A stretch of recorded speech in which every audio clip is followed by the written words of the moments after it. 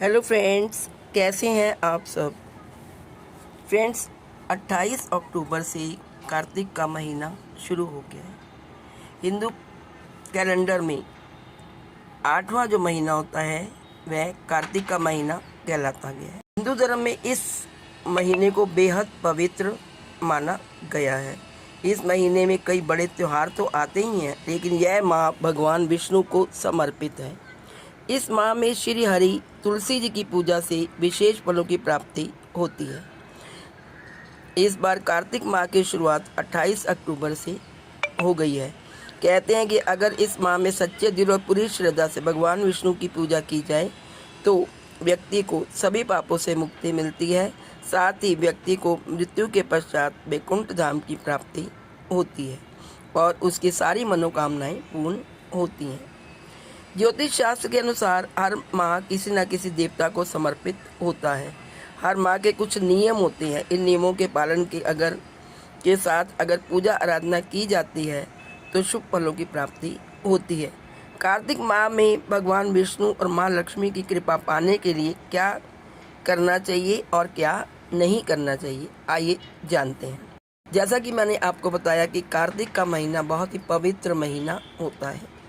इस महीने में लोग मंदिर जाते हैं, तुलसी की पूजा करते हैं, दीपदान करते हैं और तुलसी के आगे रोज़ एक दिया जलाते हैं और शाम को अपने घर के दहलीज यानी कि घर के द्वार के आगे एक दीपदान जरूर करते हैं। कुछ ऐसी बातें हैं जिन्हें हमें कार्तिक मास में ज़रूर करना चाहिए, जैसे कि नंबर 1, ब्रह्म मुहूर्त में स्नान करना। शास्त्रों में बताया गया है कि कार्तिक मास में ब्रह्म मुहूर्त में स्नान करना बेहद शुभ माना गया है। कार्तिक मास में ब्रह्म मुहूर्त में उठना और किसी पवित्र नदी या घर में ही गंगा जल डालकर स्नान करने से शुभ फलों की प्राप्ति होती है। भगवान विष्णु की कृपा, जो व्यक्ति ये सब करता है भगवान विष्णु की उस पर कृपा बरसती है। दूसरे नंबर पे जैसे मैंने आपको बताया है वो है तुलसी पूजा। आपको पता है हमारे हिंदुओं में तुलसी का पूजन बहुत ही पवित्र माना जाता है और ज़्यादातर हर एक हिंदू घर में तुलसी का पौधा पाया जाता है, जिसकी की पूजा भी की जाती है। ज्योतिष शास्त्र के अनुसार कार्तिक माह में तुलसी पूजा का विशेष महत्व बताया गया है। हिंदू धर्म में तुलसी को पूजनीय स्थान प्राप्त है। कहते हैं कि तुलसी में माँ लक्ष्मी का वास होता है और भगवान विष्णु को तुलसी बेहद प्रिय है। इस माह में तुलसी की पूजा से भगवान विष्णु और माँ लक्ष्मी दोनों प्रसन्न होते हैं और उनकी कृपा हम पर बरसती है। कहते हैं कि इस माह में देवउठनी एकादशी के दिन भगवान विष्णु योग निद्रा से जागते हैं और सबसे पहले तुलसी माँ की पुकार सुनते हैं। इसलिए इस महीने में तुलसी पूजन का बहुत अधिक महत्व है। तीसरा है दोस्तों, वो है दीपदान। मान्यता है कि इस माह में दीपदान करने से भक्तों की सभी मनोकामनाएं पूर्ण होती हैं। शरद पूर्णिमा से लेकर कार्तिक पूर्णिमा तक दीपदान करना चाहिए। इस माह में संभव हो तो किसी पवित्र नदी या फिर घर पर ही तुलसी के पास ही नियमित रूप से एक दिया जलाएं। इससे घर में सुख व समृद्धि बनी रहती है। कार्तिक माह में जमीन पर सोने का विधान है। कहते हैं कि जमीन पर सोने से व्यक्ति के मन में पवित्र विचार आते हैं। कार्तिक माह में जमीन पर सोना तीसरा प्रमुख कार्य है। इतना ही नहीं, कार्तिक माह में ब्रह्मचर्य व्रत का पालन करना चाहिए। इन नियमों का पालन करने से शुभ फलों की प्राप्ति होती है। दोस्तों, इस महीने को दामोदर मास भी कहते हैं। कार्तिक का महीना 28 अक्टूबर से 27 नवंबर तक है। इसी महीने में यशोदा मैया ने भगवान कृष्ण को रस्सी से बांधा था। इस लीला के कारण ही इसे दामोदर मास कहा जाता है। इस महीने में रोज़ शाम को 6:30 के बाद संध्या आरती पूजा के बाद हमें दीपदान करना चाहिए।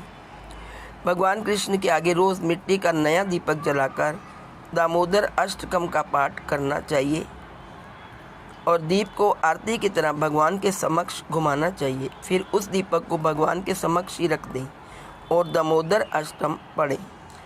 इस महीने सुबह 4 से 5 बजे के बीच स्नान कर ले, जिसे कि कार्तिक स्नान कहते हैं।